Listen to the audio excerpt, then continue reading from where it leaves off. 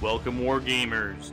Join your hosts, Bonko and Monty, two Canadian wargaming enthusiasts, as we explore all aspects of tabletop wargaming. We roll dice, talk tactics, share hobby hacks, and explore new tabletop systems, all on the Tridentwargamingpodcast.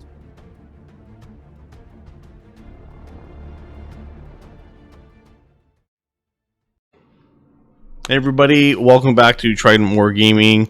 This is going to be what's somewhat deemed controversial, I guess, as an episode. It's we're going to be talking about match play, and I'm joined with two special guests. I've got Alex.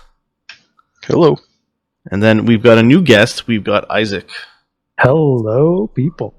So Isaac is one of our another one of the local gamer guys in the group playing. He's quite proficient with his 40k.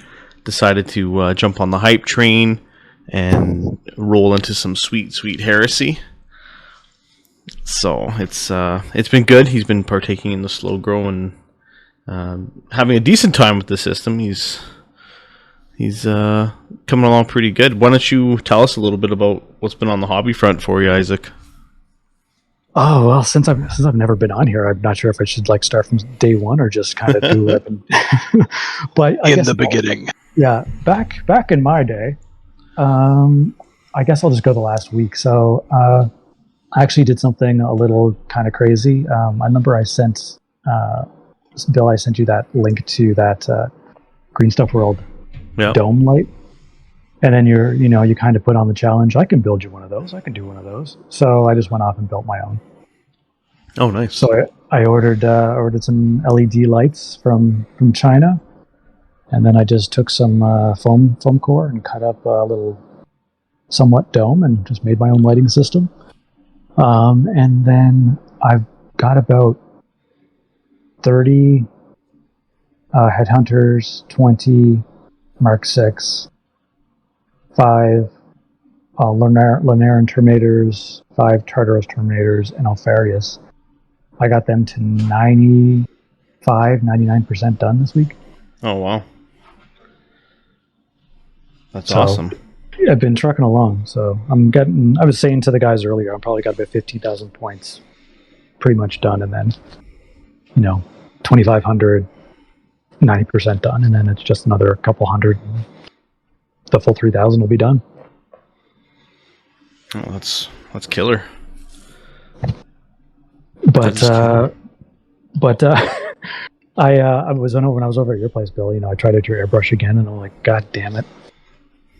I'm getting better at airbrushing. So I bought this. It's this tiny little compressor that actually attaches to the airbrush, and it's probably about the size of a Contemptor Dreadnought. This compressor. This is that handheld canister type one you were talking about? Yeah, okay. And it'll go for about 30 minutes, which is when I use it. That's all about all I need, and it's just up to the game for sure, because for these Alpha Legion, I'm doing a lot of contrast paints. So awesome.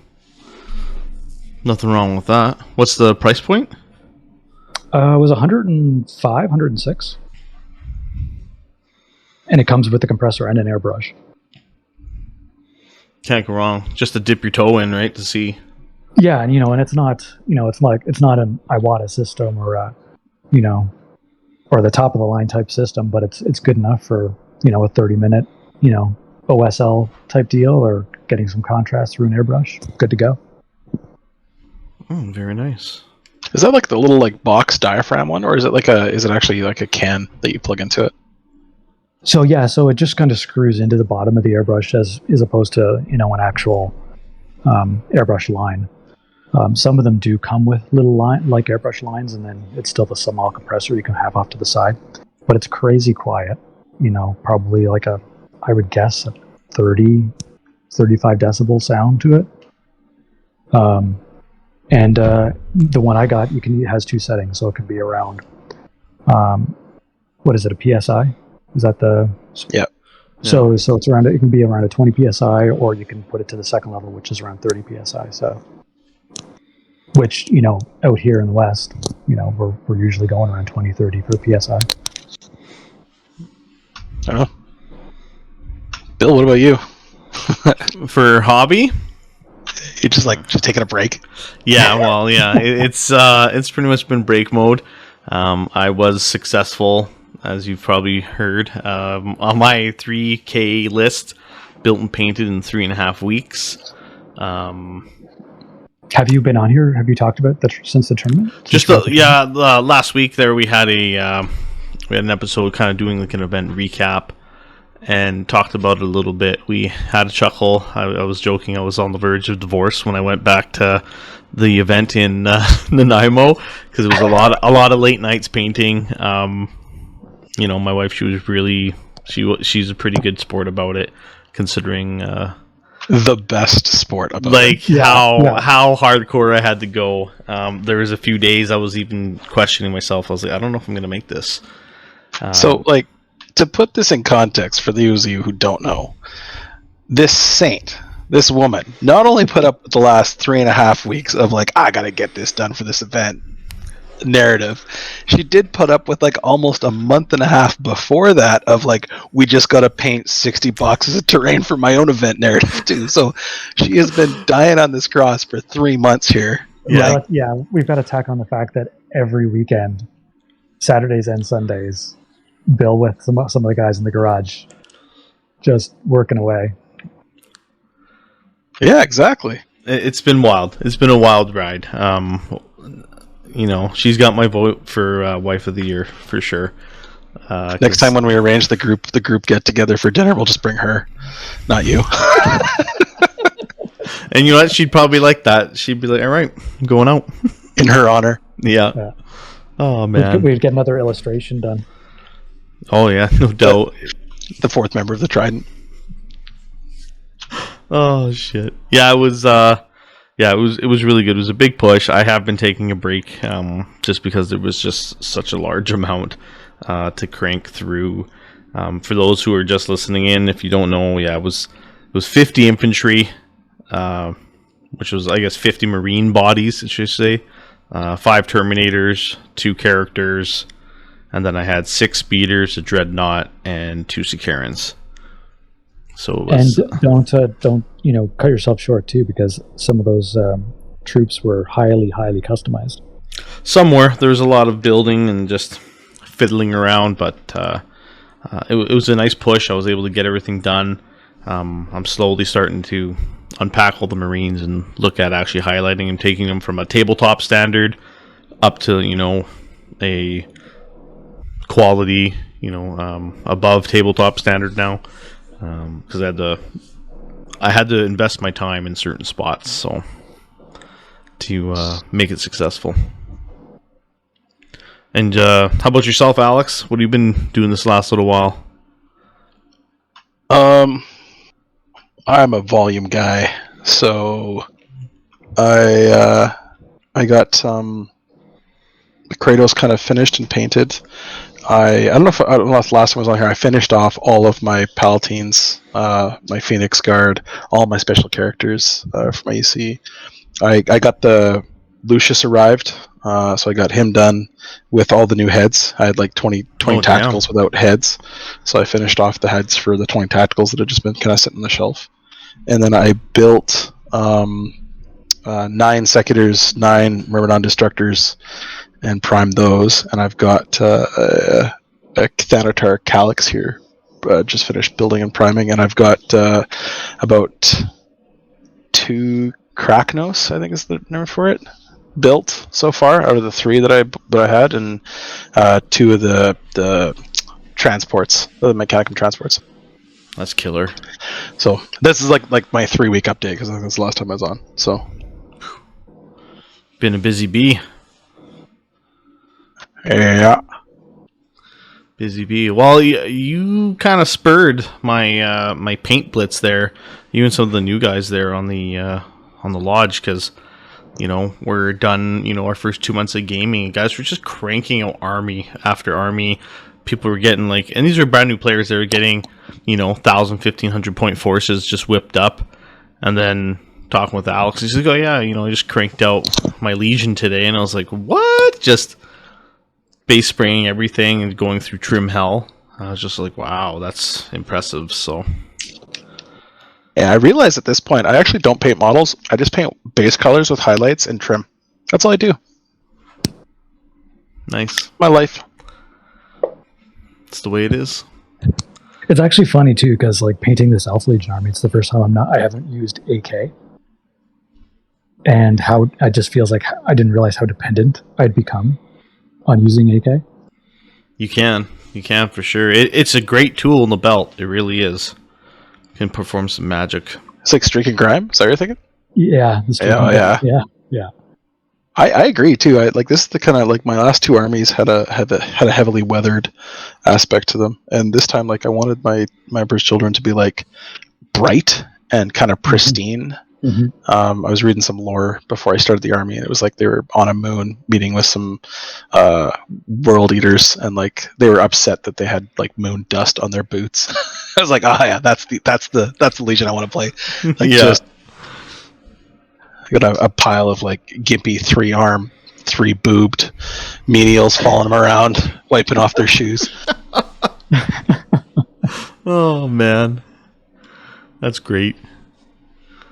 Well, I guess that's a pretty solid update from the hobby front. I suppose we should probably kick into some of the meat and potatoes here. So one of the biggest things, again, this episode is going to be all about that sweet match play.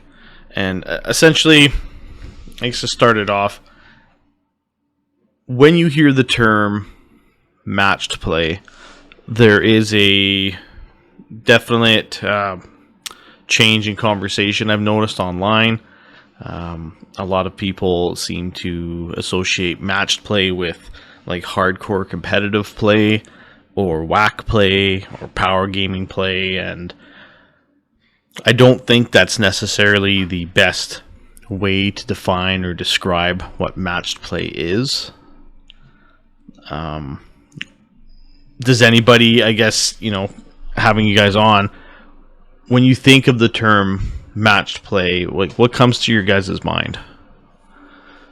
It's actually funny because I think this is a good thing to note is, Bill, you had sent me some information and I had to ask him like, what's WAC stand for? Yeah. And you had to tell me that it's, winning at all costs. I'm like, and then as soon as you told me, I'm like, oh yeah, I remember that because I started playing in 7th. But it wasn't a term that was necessarily familiar to me or a term I'd heard in a long time since 8th and 9th edition came out. And maybe because that moved over to like meta chasing or match play in some people's minds or their thinking, but for me, it wasn't really a concept that isn't necessarily around anymore. Yeah. And I don't necessarily see matched play as, this is a smash list. Match play is, I see it as an evolved sense of a play style as opposed to, this is only for tournaments where people are bringing lists to smash each other. That's pretty fair. I was going to say something. I coughed. Sorry. What I was going to say is, I think for me, match play means an evening of the scales when two people set up armies on a table. That they can come to a game with the same expectations. There's like leading up to 4th and 5th in 40k and tail end of first edition for Heresy. There's a lot of talk about like the social contract. You just got to be clear with the social contract. You got to be clear with the type of game you want to play. Make sure you guys line up your social contract. But what I found with the evolution of match play in the last couple of years with 40k, what it did is it did that for you. It comes so that you have a set of terms that you come to the table with and a certain set of expectations that you come to a table with, that everyone's on the same page. And you don't have, or you have less a chance of a feel badsies event when you're playing a match play game, because that is the expectation. Here are the rule sets, and again, it stems right from, we'll talk about like the taxonomy and the words we use to describe the things that we're doing, all the way down to an even mission set, so that we both have the same chance of scoring, the same chance of playing the game we want to play, not just to win, but to have an even game at the end of the day. 100%. I think I'm going to piggyback on some of the things Alex said too, is in 40K now, it's just become, do you want to do competitive? Do you want to do semi-comp? And then that's kind of like your two playing styles. No one really uses the term fluffy anymore, I don't think. So when you're showing up to the table, it's like, oh, let's do semi-comp. Cool. You know exactly what that means. You know exactly, the play style, the missions, your secondary objective choices. All that's been predetermined. You're just kind of showing up with the list you've got. The other guy's showing up the list he's got, and you're gonna play it out and have fun. And it's not, in 7th edition, I remember showing up a lot to, the local club, and I brought my list, the other guy brought his list, and either I got smashed, he got smashed, or we played it out and it was a close game. It was a flip of the coin between all of those. Whereas with 40 right now, because of the missions and the secondaries and all those kinds of things, you could show up at a game, look at a guy's who your opponent's list and think, oh, he's going to smash me. I'm going to pick some secondary so I don't have to interact with him as much. And then it ends up being a close game when you were where you were going to get smashed. Like, I think like match play for me, especially more recently in the evolution in 40K, is the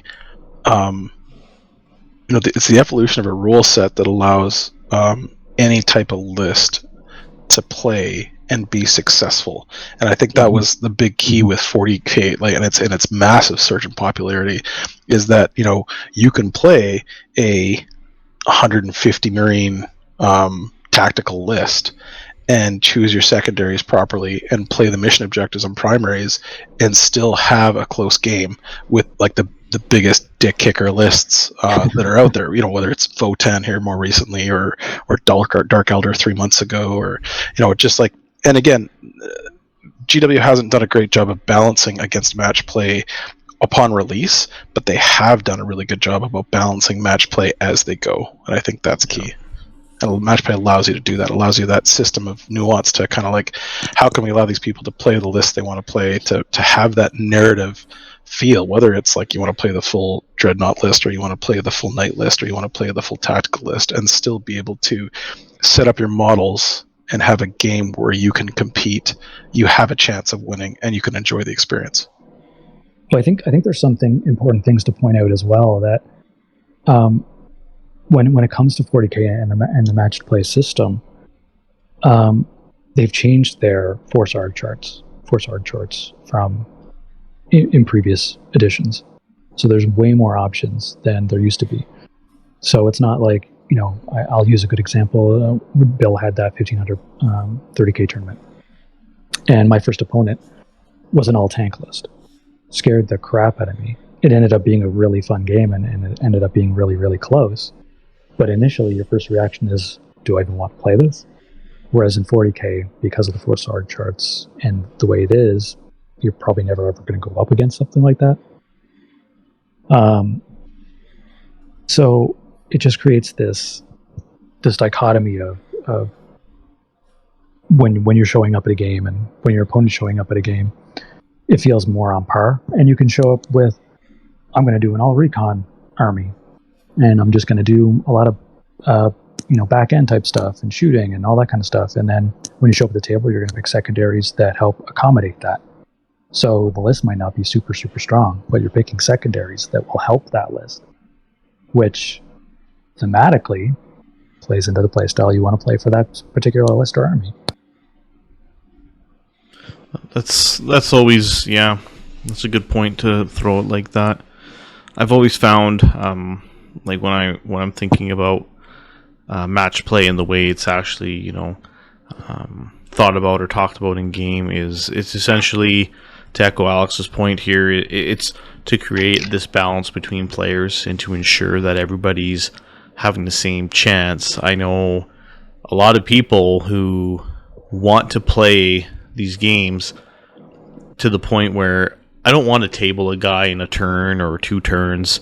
I want it to go to turn 5. We rolling off for turn 6 because we both need it to happen. And it's not a blowout type game. It's, within 1 to 2 victory points. And those kind of make, I think, some of the most memorable and the most intense games that you can play. And those are good, solid games. That's what I that's what I think of when it's match play, is like these, as even keel as the armies can get, with again the same understanding, because we're using that type of language. One thing that I've noticed from 40K is, they've done a good job at the balancing as they go, like Alex has said, especially with the restrictions or clamping down on the rule of 3, having 3 of one particular data slate, to a maximum for any unit, which is nice. It does create a balance. I think playing match play style games, yes, you do play competitive games when you're playing that way, but it creates a ceiling, I think, where everybody can learn what units can do what's the maximum damage that these things can do, how crazy can these combos get, and only with data like that and knowledge of that particular style of play that allows you to really branch out and get exposure to these types of armies or combos. Now we can determine where things might be a little bit too good or a little too crazy, and you start dialing them back to try and create that better balance, for like a healthier game system in a sense. When I saw the book preview drop for Titanicus, it's kind of what spurred the whole conversation about this episode. Is I'm almost positive this is coming for Heresy in the next little while, and I think it's going to be a great thing. It'll be huge for the system, because it's going to allow to be able to collect some of this data from these games and make a step towards a healthier game system by reining in some units that might be a little too crazy. Example would be Brutal 3 on a Contemptor. Too crazy. It's pretty wild. Could it get trimmed back? Probably. But at least, they can start coming up with these updates, just like they have been doing for 40K, to continue to support that playstyle and, support the system and ultimately make it better.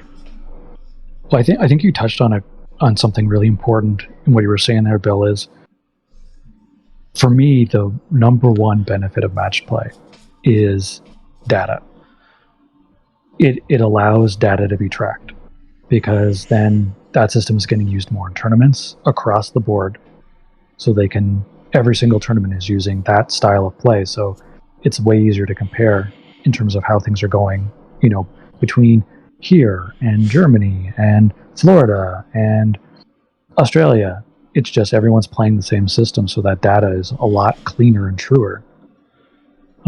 It also allows for really good tracking systems, because if that's going to be across the board being used, then BCP, it's a lot easier to track. There's the formerly the ITC Battles app, which got bought out by Goonhammer, which is going to be turning into the Tabletop Battles app, which is a tracking system for when you're just playing games not at tournaments. And then that data goes to Goonhammer, so Goonhammer can see, oh, this unit's getting used a lot, this unit's really good. That data more than likely is going to and being seen by GW.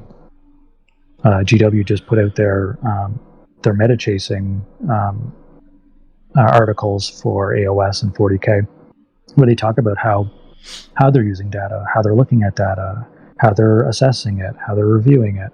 And basically, from what I got from that is, my impression is they're, around 80% is data driven, and then 20% or something like that is probably them talking to tournament organizers and other players.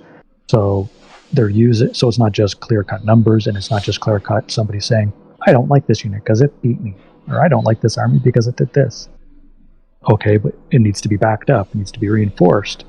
You need some numbers to give that, as opposed to just people sending in, as it is right now, a random email on a unit they don't like, or why they don't like it, or I'm angry because this unit beat me. Point to me on the dark arm where the Fulminturus Terminators touched you. But that's just it. I haven't even played them yet. I've heard they're the boogeyman, but I need to get my own. I need to get my own even assessment of how I think about those Terminators, and if I even think they're bad or not, just as opposed to just somebody saying it and not having the data to back that up. and just to your point, like it shouldn't really matter even what that opinion is. At the end of the day, it should be 10,000 test games or 10,000 games by 150 different players across a massive geographic area telling you that Brutal 2 AP2 plasma shots off a Terminator are either balanced or not balanced, or whatever the boogeyman is, whether it's Fear of the Ancients lists or Knights, or and again, like I guarantee you, like the community has been very knee jerk in everything it's done because this is a new system so far. Just wait till the Custodes comes out. Like, if anything we've seen so far about a brutal weapons rolling or moving wounds around in models has been the case in the other armies, it's going to be the exact same case with Custodes, and they're going to be T5 3-4 wound each models and with brutal 2 weapons. And then what is the community going to do then? Is it going to ban everything? Like, again, without data, the focus goes back to like exactly what I said earlier, is where on the diagram did the Iron Havocs or the Fear of the Ancients list touch you? Why was it inappropriate? It just doesn't fit with how it actually doesn't fit with modern wargaming now. And 40K, I think, has shown us that what match play can do and what a data-driven, data-focused match play system can do for not just a game type, but for the entire field of wargaming right now. Well, and I think too, like, as soon as you buy a GW model, you've bought a license to complain. Anybody that plays with a GW product loves to complain about the hobby. Playing the game, building the game, and complaining it's all wrapped up into one. And the thing is what the internet's done is it's allowed that to be amplified massively. So you're hearing sometimes you're hearing niche opinions or niche examples of things, whereas people might be complaining about one thing, but maybe it's only 100 people complaining about that one thing, but they're just the most vocal about it, and it's not actually as big a deal as it actually is, or maybe it's even worse than they're complaining about it. But data will help reinforce that. Data will help prove that point. Because right now a lot of people are complaining about 40K in a lot of ways, but they're not complaining about the match play system. They're complaining about the codex releases and the way that they're coming out and the bloat that's happening to them. They're not complaining about the core system or the missions, which is what the match play system is built upon. I think too, one of the things I'll kind of just throw out there is, my background is marketing. I work in marketing, and whenever we send out emails, we do A/B testing. So we'll change one thing, do an A/B test. Okay, this email did better. This one's what's going out to everybody. And then for the next 3 or 4 emails, test that again, that one thing. And then you finally got your answer back on that. Okay, let's test one more different thing. And you can't just go to GW and say, we need to make all of these changes, because you don't know how all of those changes are going to react or change something. So if they've got thousands and thousands of games getting tested with match play, getting all that data, they get a clear-cut answer. Okay, this one thing is bad because of this. We can change that for sure. This one thing is bad because it got tested this much. We know to change that for sure. So they can make those incremental changes as opposed to just making a whole bunch of changes at once and then maybe screwing the game up again. That is just, I don't know. I can't say it enough how important I feel data is. Well, it's allowing the actual, I guess, developers to make educated decisions instead of just like knee jerk based on initial thoughts. Yeah, it's informed decision making versus opinion decision making, really, at the end of the day. Yeah. Mm-hmm.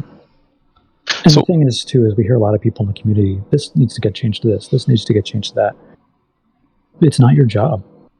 Sorry to put it that way, but GW, all the guys who work there are professional games writers and games designers. It's their job, and they're still trusting in and using the data to enforce their decision-making process, as opposed to just having, like you said, a knee-jerk reaction.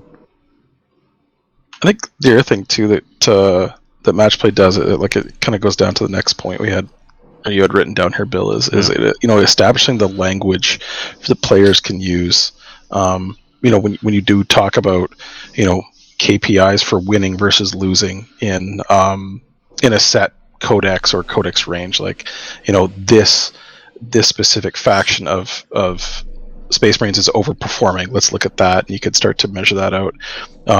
And you start to have that same terminology effect at the game level, like, when you're talking about missions being the same across it, you start to have that feeds into the data set consistently, so that we're all talking the same language. So when data has been processed and it says, like, here's the effect of X change based on the data, you can say, oh, hey, like, I've seen that in my games, this is how it feeds back into what I'm doing, and this secondary is too strong, I've seen that effect, or this primary doesn't work out properly.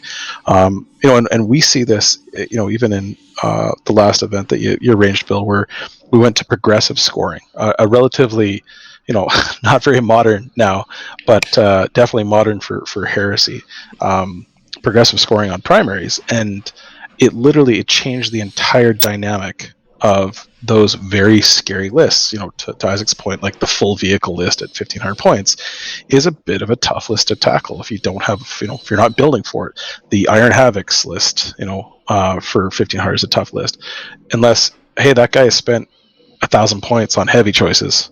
He doesn't have any scoring units. Suddenly, progressive scoring makes a big difference in a game like that. And again, you can see that, like, hey, progressive scoring mission objectives suddenly changes the meta, changes the data set, so we can all, like, oh, hey, yeah, this is, like, these lists that are scary aren't as scary, and we can come to a table and sit across from someone who's got a scary list that you've heard about on the internet, and the mission allows you to sit down and have a decent game with that list and not feel like you're getting blown off the table.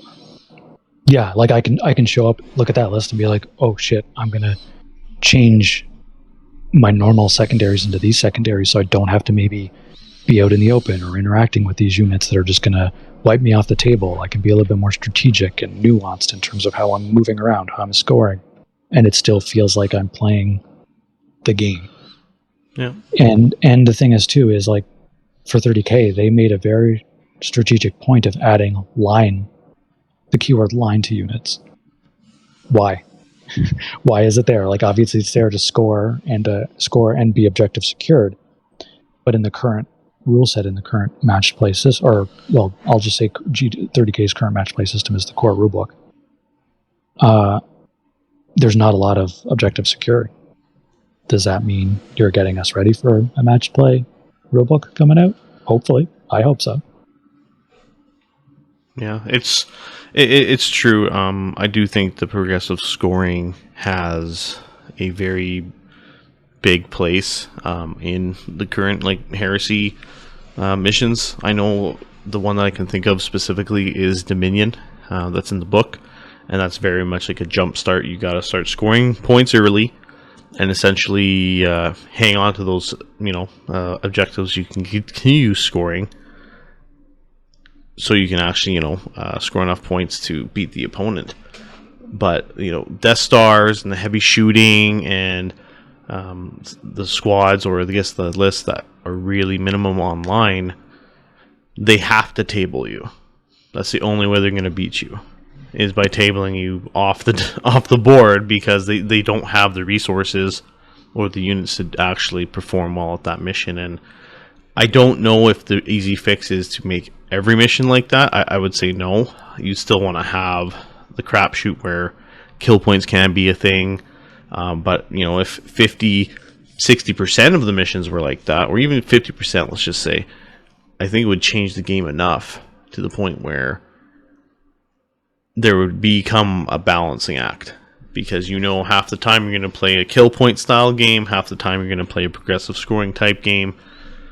Okay, well, you know what? You're going to try and take lots of troops, but minimizing your kill points. It's going to be, I think, a lot more balanced approaches to lists. You can still get some of the one-off, weird, kind of janky lists, like a Furies of the Ancient or a Armored Spearhead list, right? You can have those popping out no matter what, but they will probably struggle against a more balanced list, depending on missions, right? The thing is, too, is to me, that's the beauty of secondaries. Because you can have your primary scoring, and then you can have secondaries that go towards the playstyle you want to have your army be. So if you want to have a run up the board, I want to get into melee and destroy your entire army, maybe there's 2 secondaries as options to help reinforce that and to get you points for doing that.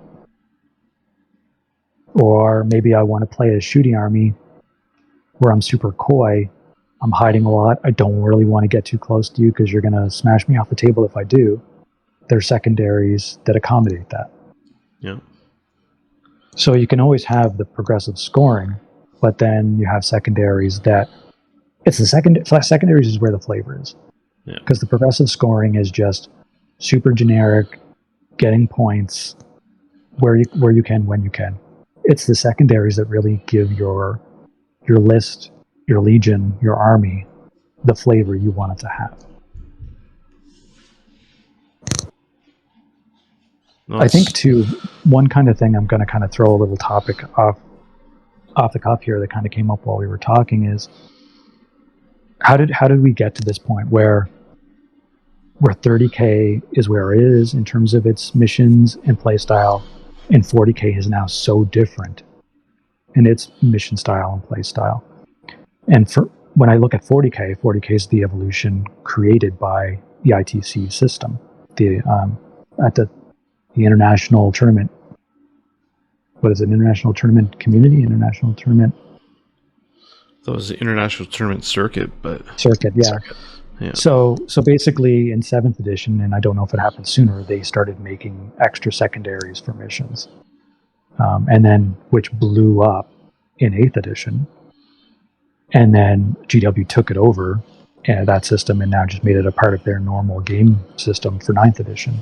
And maybe the tail end of it, I can't remember for sure. But that never really happened with 30K. 30K has always been that original, from 1st edition to 7th edition, one force org chart. These are the 6 missions in the book, and hasn't really changed from that. And I don't know if that's because people want to play necessarily 30K in a different way, if people see tournament as the big bad boogeyman, or if people would just prefer to play narrative thematic styles in 30K. You guys can, there's a lot of support, and there's a lot of player base that are very much dedicated to the narrative style of play for Heresy. And I can very much appreciate that, considering you're telling a story with your army, and it's about the journey, not about the destination. But the same can be said for like match play games as well. Yeah, I agree. We know what we're heading towards, but there still is a journey that we have to partake together. Again, touching base on that social contract, and you want to be a good opponent for your opponent, right? Like I think that's the biggest thing is, having a respectable game, the gentleman gamer, essentially, right? Like, both people want to play with, a knowledge base. No one really wants to get hit with a gotcha moment.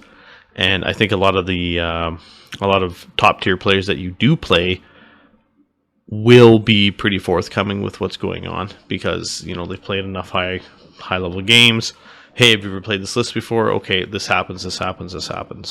All right, cool. Right. And a lot of people, Cooper always comes to mind when I talk about it, is narrating what you're doing when you're playing to eliminate any issues. So he was really good at talking it out as he's moving. All right, so yeah, I'm gonna move outside my transport. Okay, I'm moving here. If I go to assault you, I'm gonna need a 10-inch charge. You agree? And you're like, look, yeah, I agree. Okay, cool. And then you've already skipped the BS later of, hey, is it a 10-inch charge? Well, I don't know, man. Looks a little long. Like, you've already cut that out completely. And it's nice because just doing that in standard games, you build into this habit of wanting to narrate throughout your game the whole time. Mm-hmm. And it helps not only, veteran players know exactly what you're doing, but it helps. I found it helps with just new people, everybody in general, just to keep up on rules. You're firing, all right, yeah, 12-inch and with rapid fire. looks like this many. Cool. All right, I'm going to need 3s to hit. I'm going to look, strength 4, T4, 4 is the wound, and you're just rolling it out talking, but everybody's on the same place. You can actually look away, grab something, and you can still hear the guy talking, and you already know like what he's been doing. It's nice. That I've always appreciated being able to play against him and instantly being like, wow, this is how I want to play all my games. It's funny that you mentioned that, because I feel like when the match play system really came into effect with 8th and 9th edition, it really promoted the social contract. Yeah. When I was playing in 7th edition, no one was really talking through their move. No one was really saying, I'm moving here, I'm going to be this close. Well, there's a lot of heads down and rolling dice. I felt like there was a lot more gotchas that happened, but as soon as 8th and 9th came out, those went by the wayside. People were talking a lot more. People were interacting a lot more. I'm moving here because of this. I'm not touching this piece of terrain because I don't want this to happen. And I don't know if that's been reinforced by YouTube. So many YouTube channels now pushing their gameplay and talking through as they play. But I just feel like the social contract has been very much improved in terms of the 40k play style. Not to say that, and by saying that, I'm not trying to say that 30k doesn't have that, but I feel like matched play helped reinforce that and push that even more so. I think, like, at the risk of devil's advocating here, because I think anyone who's listening to this that is definitely who's used the word whack to describe people in their community or online, and talked about how this list is bullshit and people that play it are assholes or whatever it is. There's a history here I think we do have to recognize, and that is somewhat of how the 30k community actually grew in the late 2000s, and that was the result of 5th edition 40k being a very Death Star-y whack type list building game, where because GW had honestly just basically produced 5th edition and then just forgot about it for 4 years and stopped doing updates, stopped doing any type of FAQ drops. We were seeing a codex released every 2 to 3 years, potentially if you were lucky, 5 to 10 years if you were unlucky. # Sisters of Battle or Dark Elder. And so the player base was left to fend for itself, and over an evolution of time had built the best list. They had condensed the rule set down to like, hey, what do we need? We need like a 2+ invulnerable or re-rolling invulnerable save, high AP weapons, transports that block line of sight, and the game kind of moved towards that, and as a result, it drove a lot of the people out of 40k and into 30k, and so the community in 30k evolved from people that hated that type of gameplay in 40k, and as a result stayed in 30k, where they hung out with their buddies, they rolled dice, no one really cared about the rules too much because we were all just kind of like, in our safe space away from the 40k gamers who had wrecked wargaming for us. And again, I say that because I was kind of one of them. I had 2 or 3 really bad 5th edition tournament experiences where I got a rule wrong, and the guy immediately called me a cheater and reported me to the TO, and I had to explain this is my second game ever in 5th edition and walk myself through it. And another one was a guy who just had a real dick kicker list, and he was like, I rolled this dice, you can't do anything about it, blah, I kill this unit. And you're like, okay, great, thanks buddy. And there was a real poor experience overall.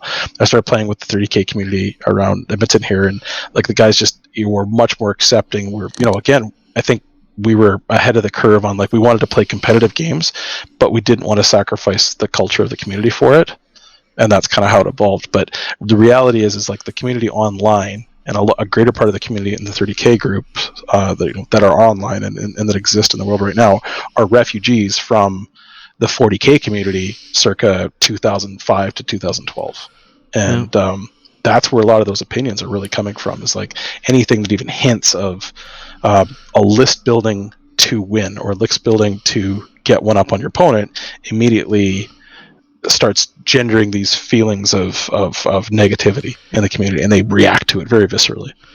I think you make an incredibly good point, because that's actually you just pointed out my fear of why people would be adamantly against matched play, is because of those old situations, those old things that happened, and not that they were completely 100% valid at the time, but I feel like with where match play is now, which how it's evolved, with how it's helped 40k, it could only do things but help 30k.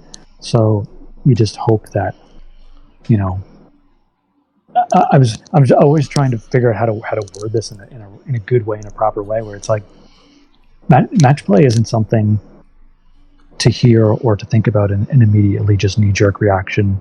No, I don't want to do that. No, that's not how I want to play. It's just it's a system. It's not telling you how you need to build your lists. It's not telling you can't have a fluffy list or a super thematic list. It's just it's a clear way and system of scoring points. And I think I think the greatest the saying is the greatest trick the devil ever played is to convince people it doesn't exist or whatever it is. I think the greatest trick the internet plays on us as a community, both in 30k and 40k, is to convince us that the narrative guys are an ocean apart from the match play guys. Mm-hmm. And I think the reality is that we're all actually way closer than I think anyone actually admits. And I think the difference is the volume of play, to be absolutely honest. I say, like, if you run into the hardcore narrative guys from Sweden or even England versus the more matched play focused guys from Australia or North America, I think the reality of those people's lists are actually not too far apart. And I think how they play the game is actually not too far apart. But when they're talking to each other on, a Facebook comment about list building, you would think that these people would stab each other in the face if they got to see each other for the first time. It's so visceral. It's true. And the reality is like we've talked to the guys in Sweden, we've talked to the guys in Australia, we've talked to the guys in North America, and in England. And the reality is we're all building similar lists because we all like the game and we all play it roughly the same way. That's the reality of it. Well, and it's funny that you mentioned that, because I'm a newbie to 30k. But the one thing that has really stood out to me, just from the short time I've been in it, is how huge the divide is just between two words, match play and narrative, and just how adamant people are in terms of how they want to play, and the other way is not good. But you bring up a really good point where maybe you're actually playing match play and you don't even know it. Well, and like it's ridiculous really when you think about it, because like I said, like we're not too far apart, and the guys that are playing narrative and the guys that are playing matched play, the only difference is in their own heads how they perceive the game that they're playing played. As long as they're both having fun, I think they're both accomplishing the same goals. And that's really all board gaming is at the end of the day. And no match play system or hardcore narrative system is going to remove the fact that there will be poisonous, toxic assholes in all these groups that exist. Preach it! Kick your face in or force you to play the way they want to play / gatekeep in a way that fits their personal way of how they want to have fun and damn the community. And those people exist on both sides. I'm going to get a little controversial here. The thing no one ever likes is being told they can't. No one likes saying you can't take this, you can't take that, you can't play with this, you can't play with that.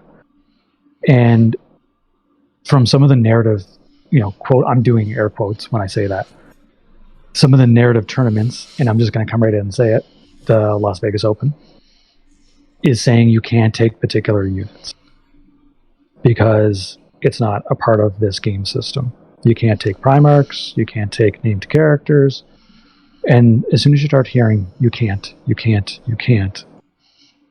like you got into the game because you want to hear you can play with a Primarch, you can play with this named character, you can play with that crazy thing because you want to try it out and see how it goes. So I don't know, maybe I'm wrong, maybe I'm right, But when I look at match play, there's nothing in match play that says, look, in 40k, match play doesn't say you can't play with Mortarion if you want. You can't play with Gilliman if you want. You can.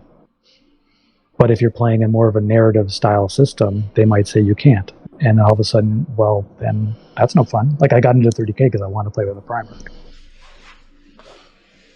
Well, that's Didn't like Gulliman in 40k?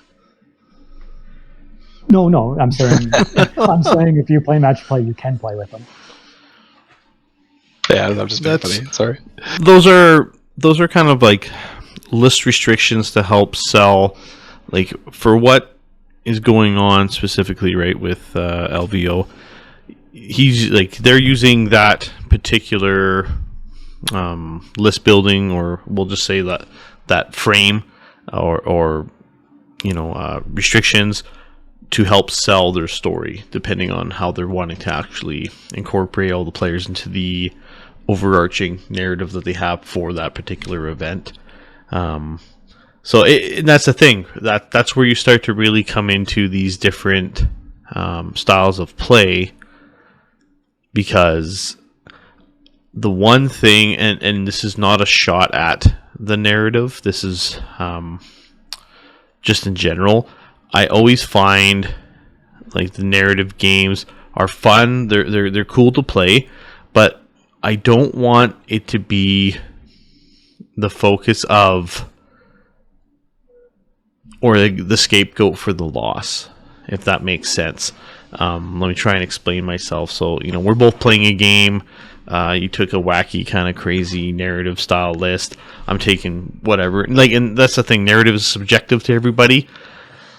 So it's one of the reasons I don't like that term, to be very specific. But so we're both playing a narrative type game, and if you made like a blunder call as a general and you kind of pissed away the whole match on this one gamble, it's easier to just slough it off as, well, it's just a narrative and blah blah blah, versus like owning the loss or owning the reason like why you lost.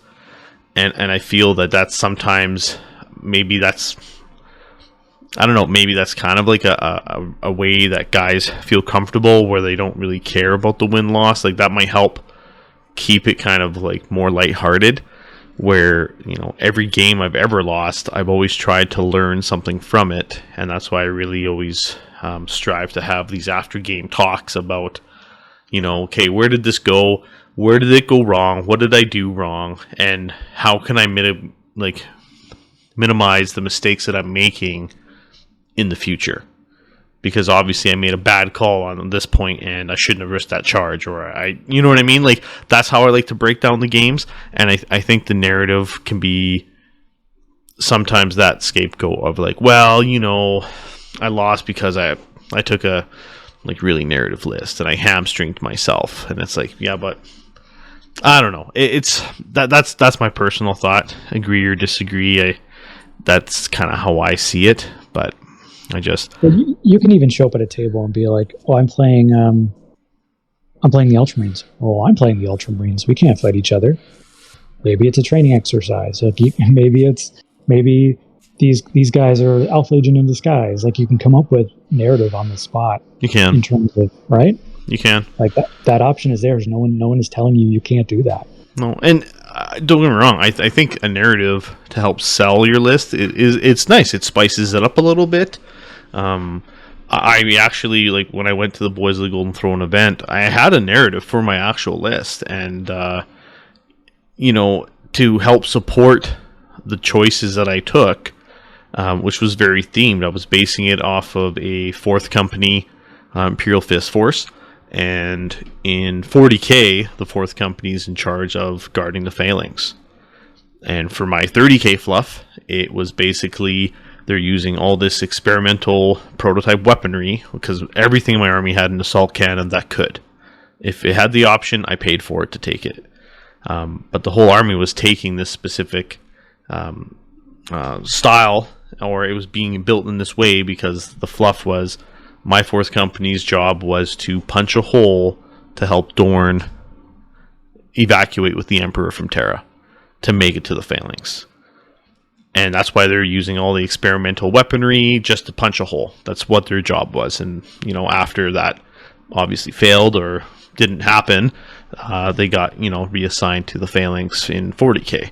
So it kind of helps build that overarching, story of that. That's how I built my list, and that's the headcanon I had for my stuff. But, that's... You can go as deep as you'd like, but it still is nice to help support it. But I still run that list in match play games, and it wasn't abusive. It was still fun to play against. So I've always liked the way the match play actually rolls out. I think that Games Workshop has a lot of hidden potential here because we can have Warzone books dropping, like the match play books that are coming out. I know currently 40k is at like a 6-month season. They have a season. These are the secondaries. We're going to change them. That might be a little bit too rapid fire for 30k right now.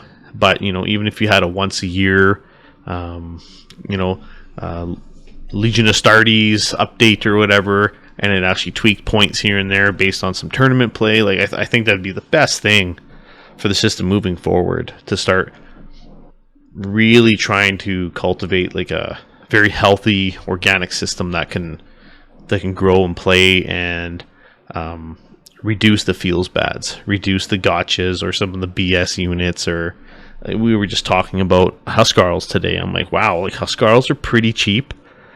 Squad of 5, you're bulking them out with Solarite gauntlets. They're only 325, and even like, to me, that's super cheap for what they do, considering their weapon skill 5. They have battle hardened now. That squad could easily jump up to 375, like all in. So an extra 50 points, or even go to 400, and it would still be 325 starting. Would be good. 325 starting, and then if you buy Solarite gauntlets, it'd be 375. But it would still be taken because that squad's very good. But at least you would have data to support it, right? And you'd know. I was just going to say, I think you just pointed out a perfect example. Like right now, that's your opinion. Yeah. But is that a right opinion or is that a wrong opinion? Yeah. Data will help reinforce that if it's right or wrong. Yeah. And only matched play can actually truly do that, because right now there's no way to track the games. Yeah. So and the thing too is like, I think you're right. I think a year system for the missions is a good idea. Right now, GW with 40k every twice a year, they put out a balanced data sheet with points. That could be really beneficial. Data would help reinforce that. Sorry, Alex, you were saying something. I was just going to say, like, for me personally, the defining reason as to why I support match play in Heresy, or really any system, I think, is I look at GW's change here with supporting its product, supporting a match play environment, and ITC was gaining popularity even before GW hopped on the bandwagon. The resurgence in 40k in that community has been astronomical, and you can see it. Whatever metric you want to use, you can look at our local RTTs. The fact that we went from 3 to 4 RTTs a year in Alberta, the province here, to 12 to 16, and we're one province. You can see it if you want to look at GW stock and earnings calls every quarter. If you want to look at it at the popularity and sales of local game stores, and the amount of product they're moving for 40k right now. I would support anything that would help the 30k community grow and evolve like that, no matter what it was, because it's positive. More people in the community is a positive change, and if match play gets us there, that's what I want. Well, I think too, like 40k is their flagship line, probably followed by AOS, and then after that, I'm not really sure. I wouldn't put 30k necessarily third after AOS, just because it didn't really, it had its player base and there wasn't a lot of new stuff coming out, so they were probably making a lot of money from it. But if it gets more players, if it shows, because let's put it, GW is a company, they need to make money and they need to show profit, and they need to show profit to their shareholders, and then they need to show the ability to make profit from certain product lines. If 30K shows the fact, we can actually make some good money from this line, they're gonna put more money behind it. As the salesman saying goes, you've got to spend money to make money. And so if it's shown to GW that people will support 30K, people will buy products for 30K, and if match play is going to help do that, then you're going to get more players into 30K. It's going to get pushed harder.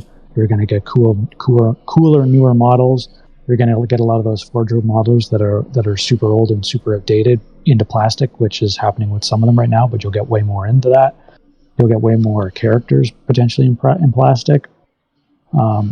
So it's just overall, it's better for the player, it's better for the hobby, and it's better for the company, which just creates that ongoing Lion King circle of life situation where they'll keep supporting it, you'll keep supporting it, and then maybe it becomes on par with AOS, and it becomes a bigger line for them. I don't think any line will ever get as big as 40K, but you can try. I can imagine it's got to be doing quite well. Like from what I've heard, Heresy's above expectations, which is nice. Like even locally, if we're using it as like a litmus test, on average, we've only ever had between 12 to 14 people in a league at any given time, and just since the drop of 2.0, that number has swelled to 26 people. And these are people who are actively, not everyone at one time, but we have groups of these people who are coming out for slow grow games. So if that's happened in the overall like greater community, and people are noticing like a 35-40% increase in player base, to me that's just another positive thing, especially if you're going to have events starting to roll out and support it. There's a number of events just happening year round, and obviously there's going to be more coming as the system gets popular. It's just, it's Heresy's in the cusp. It's at the cusp of something really, really good. I think is around the corner. We have something good now, and I only think it can only keep getting better. So I kind of wanted to throw something out too. It's just because I've been a little, I will say I've been very opinionated here, and people may have liked or not liked what I've said, or maybe I've pissed people off, or maybe people have been high-fiving in the air. But I had a really good conversation with a local game store owner on just the one simple word of fun. And your idea of fun might be different than someone else's idea of fun. I can say, when I show up at a table, I want both players to walk away and they had fun. But what actually does that even mean? Does that mean both players walked away happy? Does that mean both players, somebody definitely won and beat the other guy? The game was super close. One guy smashed another guy. Everybody has a different interpretation of the word fun. And so I think just being able to find a way so that becomes on par for the most people possible. If that's match play, that's fantastic. If it's not, and there's another way to do it, hopefully that works too. But you just want to have it so that that term fun is just more of a parody term for everybody. I'm hoping match play does that for the game. Absolutely. I think that kind of nailed it, honestly. Like, I'm hoping if you're still with us that the episode has maybe shed a little bit of light on just the match play system and the benefits of it. I don't want people to vilify the definition or the term or that style of play, just because there is so many pros to it that disregarding it completely, I think is just very very negative for any type of growth or progression in the system. So I think the more open-minded people can be and moving forward and looking at, I may not like that term, I may not like the style of play that it brings out of a select few people, but if you can get behind that it will no doubt create a healthier, stronger game system with less shenanigans and gotchas. Then maybe, consider that it's actually something you might enjoy. Especially if it's improving gameplay and improving fun for both players, like Isaac mentioned. Well, and I think two things I want to add too is 40K even has the Crusade system, and it has the I don't know if it's Maelstrom or whatever, but they've got that card system. Tempest. The Tempest War, yeah. Where you pick 3 cards and you've got to try to do those to score points. So that even shows, 40K, because of its popularity, because of more people coming in and match play creating that ripple effect, they supported the game in other ways. Yeah. There's nothing saying that they can't do that for 30K. No, it's true. 100%. 100%. So I hope people took some positives from this, and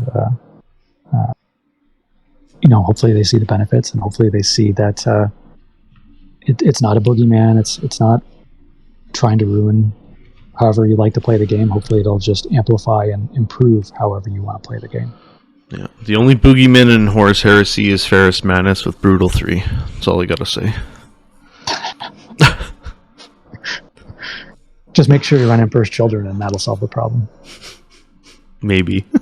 You can't brutal me if you can't hit me. And if you brutal me, we're still into it. It's true. It's true. So, well, awesome. Yeah, thanks everybody for tuning in. I hope the episode was good. If you've got questions, comments, if you want to address anything that we said on the show, hit us up. Let us know. We will respond to them in writing, or if you have something you really want us to touch base on, I'll open up a segment right in the beginning. I can, cut out the hobby spot and just answer questions legit live, and try and go from there. And yeah, if you've got questions or anything for Isaac or Alex, either or, let us know. I'm sure they'd be happy to answer your questions as well. And just thanks for dropping in and listening. We will catch you next time. Stay heresy positive. Definitely. Thanks, guys. Appreciate you listening. Trident Wargaming. Build it, paint it, play it.